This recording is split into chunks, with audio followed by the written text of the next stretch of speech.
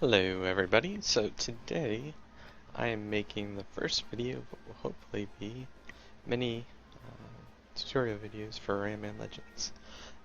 In this video, all I really wanted to cover was essentially um, just going over what you're looking at when you're going to be watching these videos, as well as just the basic controls for Rayman Legends. So the first thing you notice is that in pretty much any video that I record, whether it's these tutorials or um, just most videos in general, I've got my inputs being displayed on the bottom right hand corner. And that's just a simple way to help pretty much any viewer that's watching it be able to figure out what I'm doing on their own. But some of the controls I have set up are slightly different for most people, so it's good just to go over it. Obviously, on the left we just have the simple D-pad. That's going to be my controls for motion. I have my run button up here. This button is my Murphy button. It also happens to be, you know, the button you look at high scores and whatnot with. The jump button and hover. I have my attack button.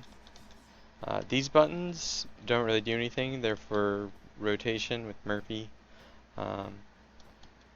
Circle, triangle, that's these two. They don't do anything. Start, select doesn't do anything. And I also have my left analog stick mapped to the D-pad as well. It won't look any different. Just know that if I'm doing anything in water, it's analog.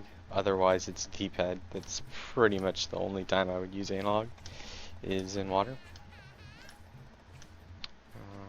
I can actually just go in here.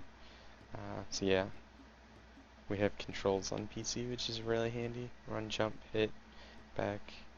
Oh yeah, that's this button. That's the back button. But other than that, it's pretty standard. The Murphy button's the only one that I've moved. Put that over on that left trigger.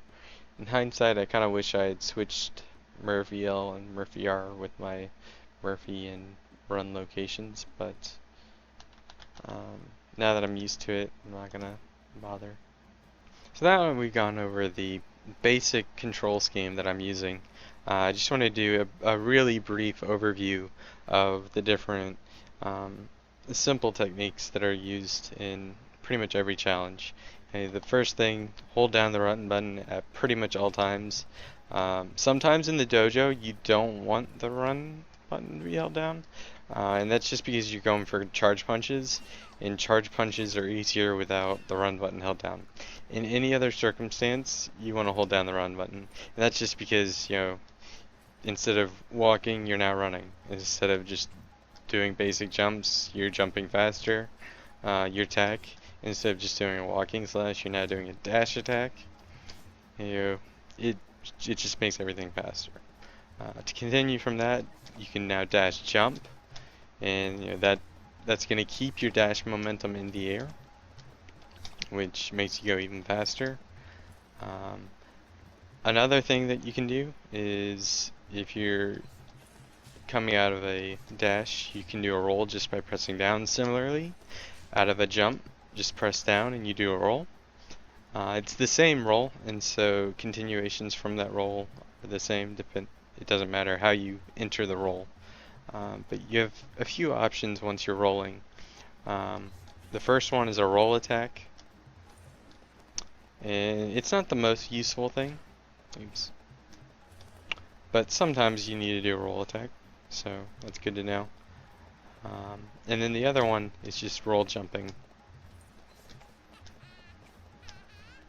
And pretty much roll jumping is really huge. It gets you more height than a normal jump, as well as it keeps your momentum. So if you're in a tower, you often want to roll jump to get up to places faster, while if you're in, say, Land of the Living Dead, you're roll jumping to just keep your speed. and it's one of the most fundamental things that a lot of newer players end up missing out on. I guess the only other thing that I really need to cover besides hovering, avoid it. It's slow. If you have to hover, hover as little as possible, and then ground pound. Doesn't matter where you're at, as long as you're not moving. Sometimes you can do a roll spin if you're not careful, but generally, unless you're rolling, you can always ground pound. That's one thing you can count on. So that wraps up this video on the basics of Rayman Legends.